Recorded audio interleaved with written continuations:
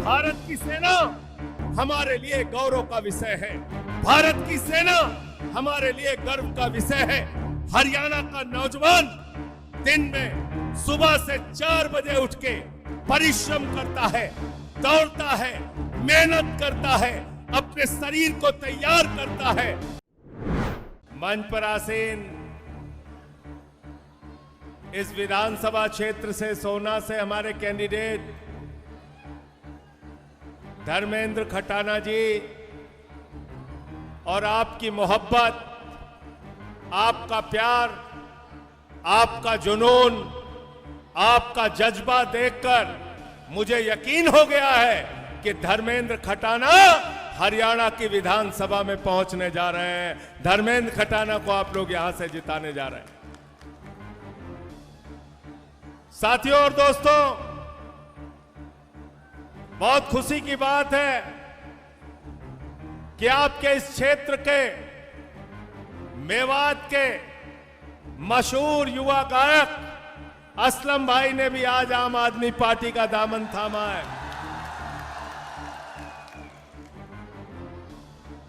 आज तमाम पार्टियां इस चुनाव के मैदान में है। किसी के बारे में ज्यादा बताने की जरूरत नहीं है। 10 साल से भारतीय जनता पार्टी का शासन हरियाणा में है। इस 10 साल के अंदर किसकी हालात बदले, किसकी जिंदगी में बदलाव आया, अगर आप सोचोगे तो चुनाव में सही निर्णय ले पाओगे। इस 10 साल के अंदर अगर भारतीय जनता पार्टी के झूठ को याद करोगे, प्रधानमंत्री और बीजेपी के झूठ को याद करोगे, तो याद कर लेना, देश के प्रधानमंत्री नरेंद्र मोदी जो कहते हैं हम डबल इंजन की सरकार चला रहे हैं, डबल इंजन की सरकार चला रहे हैं। मोदी जी ने 2014 में आपसे वादा किया था, हमको जिता दो, 2 करोड़ नौकरी हर साल देंगे। नौकरी 2 करोड़ मिल गई क्या? जोर से बोलिए, मिल गई क्या? नौकरी मिल गई? नौकरी के नाम पे आपसे झूठ बोला। मोदी जी ने कहा बीजेपी को जिता दो, महंगाई कम कर देंगे। पेट्रोल 110 रुपए का बिका, डीजल 100 रुपए का बिका, सिलेंडर 1200 का बिका, सरसों का तेल 250 रुपए लीटर बिका, प्याज 200 रुपए किलो बिकी, दाल 300 रुपए किलो बिकी। महंगाई आसमान पे पहुंचाने का काम किया भारतीय जनता पार्टी ने।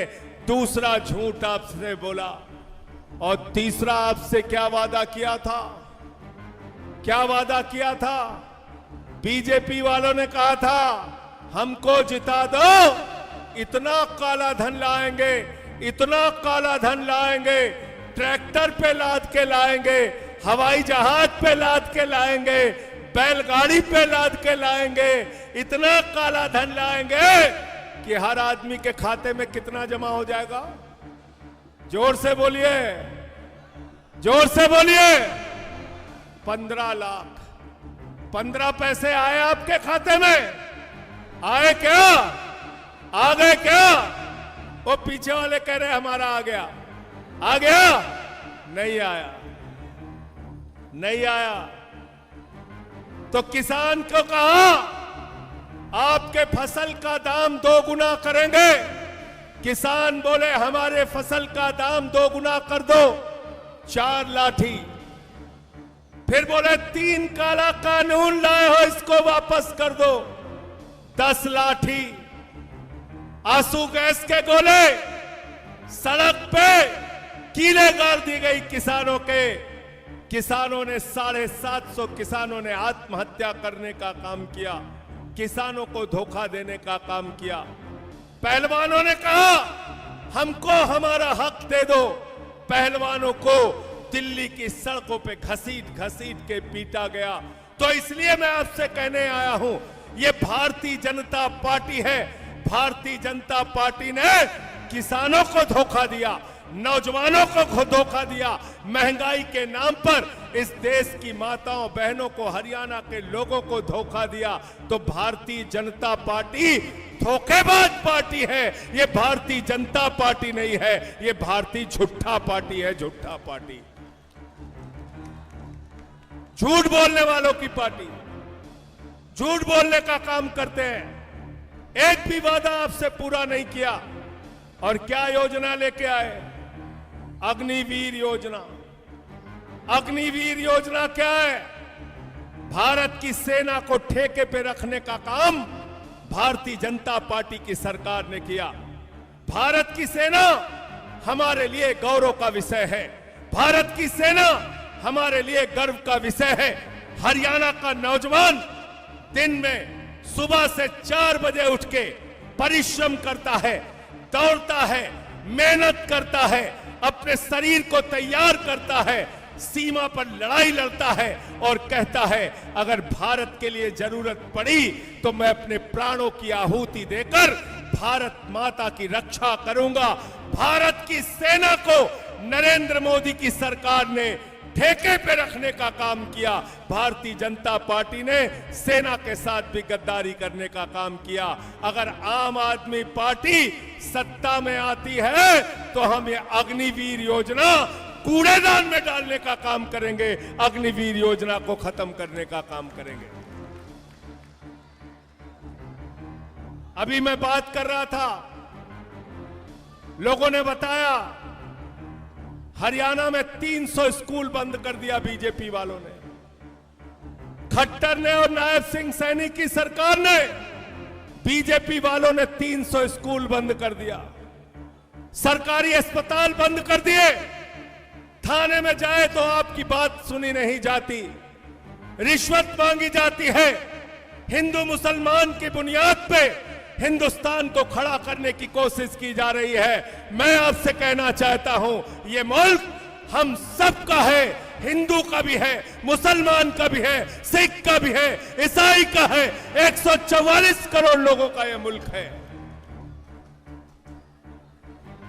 ये लड़ाई की बात करते हैं, झगड़े की बात करते हैं, कभी मेवात में झगड़ा कराओ, कभी सोनीपत में झगड़ा कराओ, कभी गुड़गांव में झगड़ा कराओ।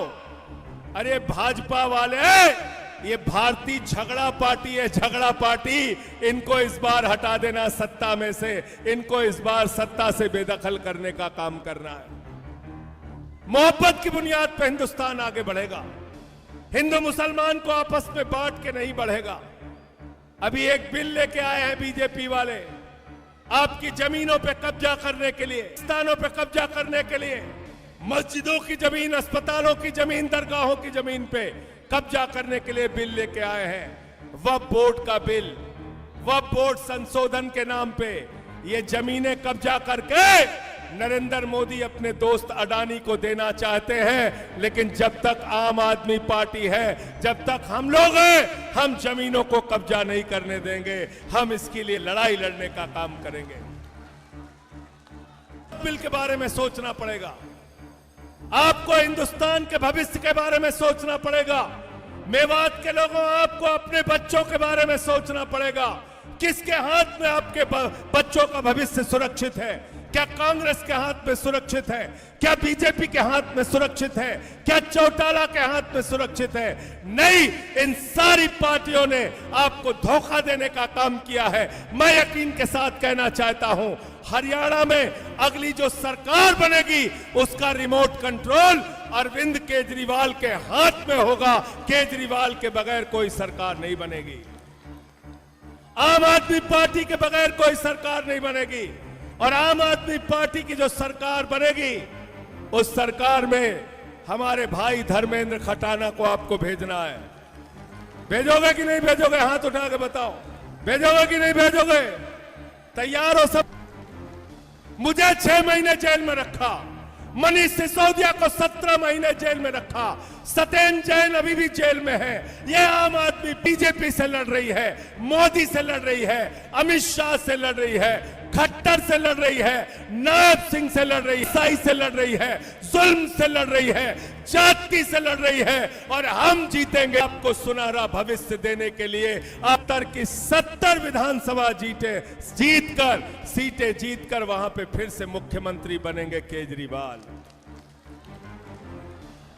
और हरियाणा के अंदर जो सरकार बनेगी उसका रिमोट कंट्रोल केजरीवाल के हाथ में होगा। और केजरीवाल के हाथ में अगर रिमोट कंट्रोल होगा तो पहला काम होगा हरियाणा के अंदर बेहतरीन स्कूल आपके बच्चों के लिए बनवाया जाएगा और शिक्षा पूरी तरीके से फ्री होगी, हरियाणा में फ्री होगी। दूसरा काम होगा मोहल्ला क्लिनिक बनवाया जाएगा, अस्पताल बनवाया जाएगा और इलाज हरियाणा में पूरी तरीके से फ्री होगा। तीसरी प्राथमिकता होगी हमारे माताओं बहनों के लिए बस की यात्रा फ्री होगी और हमारे नौजवानों को एक एक नौजवानों को नौकरी देने का काम अरविंद केजरीवाल, आम आदमी पार्टी और हमारे भाई धर्मेंद्र खटाना जी आपकी लड़ाई लड़ने का काम करेंगे।